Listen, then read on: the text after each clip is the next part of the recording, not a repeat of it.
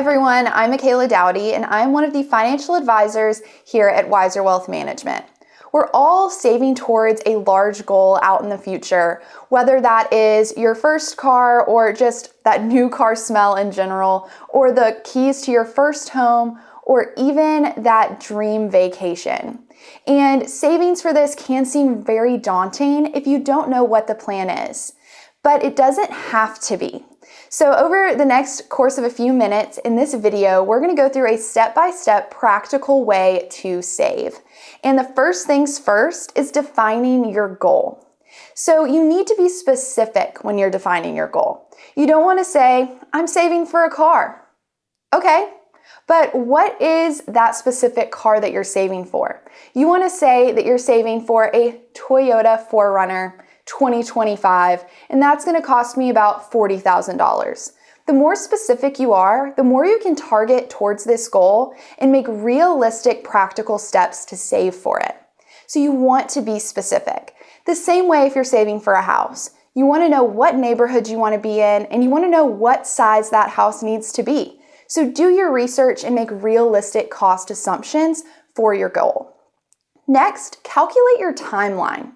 So if you're in the short term when you're when you're saving for this goal, then you're going to need to be investing more aggressively. Now, if you have a longer time horizon, then you might be able to have a little more cushion overall towards your investing and savings for this goal. So that is something to note when you are trying to figure out when you need to be making this purchase.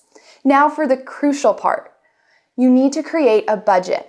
And this is a budget for your overall household expenses. You need to know what income is coming into your household, and you need to know what expenses are going out. So it's important to know exactly what fluctuations you're seeing in your own accounts. There are many apps out there and many budgeting softwares that will help you make this a reality and be able to go through these expenses for yourself.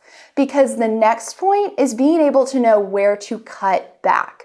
So you need to know what expenses you can either cut out or cut back on in order to help you save towards this goal more aggressively and make sure that this goal can be a reality and that you can make this purchase happen, which will come from maybe having to cut back on certain expenses or cut back on different areas in your lifestyle for the time being. But the next part is to set up a designated savings account for your goal. So if you're saving for that car or that house, make a savings account that is specifically titled for that goal. And this way it's separated from your overall day-to-day expenses, and it's also a place that you can set up automated savings to. This is a game changer when saving for something like this. You want to be able to have an automatic savings amount going towards your goal. So when your paycheck hits on the first of the month, you can then have it to where your automated savings goes into this account for whatever value you need, and it'll make it to where those little amounts on a weekly or even monthly basis make such a large difference in your overall goal planning. So you want to be able, though, lastly, to track your savings. And you want to make sure you're on track. So you need to celebrate those milestones. So if you're saving for a car that's $40,000, celebrate when that account gets to $10,000. Make sure that you're constantly celebrating yourself as you meet those milestone moments so that then you are feeling gratification even while you're saving for that long-term goal. At Wiser, we are so happy to come alongside you in this savings process and make sure that your dreams can become a reality through discipline and hard work. So thank you for watching today.